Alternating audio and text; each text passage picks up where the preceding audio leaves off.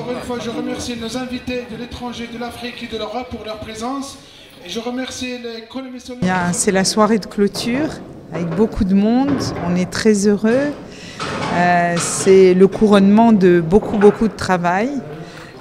J'ai eu envie de mettre toute mon énergie pour aider le président Ahmed Baba Amar de la Chambre de commerce parce que j'ai vu en lui quelqu'un qui est très honnête, très modeste, très noble en même temps et très patriote. Et c'était vraiment pour moi le signal du déclenchement pour apporter toute mon énergie. Et ça fait plusieurs mois que nous travaillons à cette foire.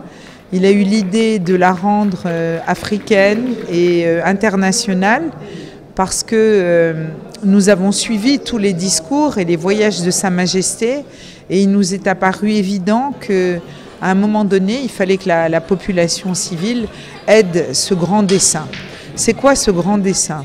Ce grand dessein, c'est expliquer que le Maroc, qui a été empire chérifien tout au long de son histoire, a comme substrat que tout projet humain a besoin d'une dimension éthique, d'une dimension de fraternité, d'une dimension de compréhension de l'autre. Et dans tous les voyages de Sa Majesté, le leitmotiv, il arrive en disant de quoi vous avez besoin et comment on peut vous aider. Et nous aussi, on a eu envie de l'aider.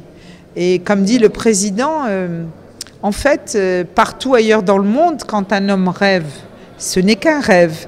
Mais au Maroc, quand c'est le roi qui rêve, tout le monde se met à rêver ensemble et c'est le début d'une nouvelle réalité. Donc ce qui s'est passé, c'est qu'en fait, on n'a pas voulu inviter beaucoup de monde. D'abord, nous n'avons pas énormément de moyens, mais on a voulu inviter deux invités de référence. C'est le Mali, puisque l'Empire chérifien allait jusqu'à Tombouctou, le Mali qui nous comprend, qui nous connaît. On aime le Mali nous aime. On doit les aider aussi à faire la paix entre eux. Et puis le Nigeria. Alors le Nigeria, c'était beaucoup plus compliqué parce que, en fait, ils avaient été mal informés par beaucoup de propagande. Et on a eu envie de leur dire, écoutez, venez voir qui nous sommes et ce qui se passe ici.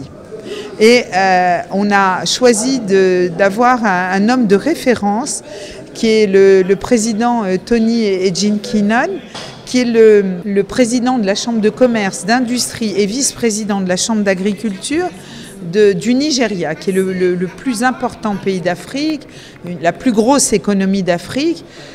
Et on l'a laissé en toute liberté pour voir comment nos marchés sont approvisionnés.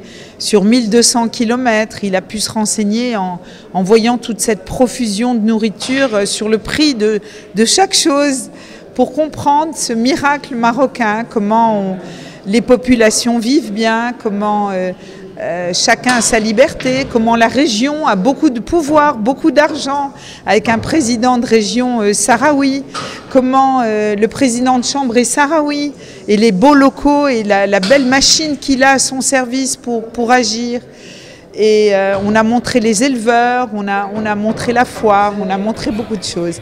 Et aujourd'hui, je peux vous dire qu'on est content, c'est la clôture et on sait que c'est le Maroc qui a gagné.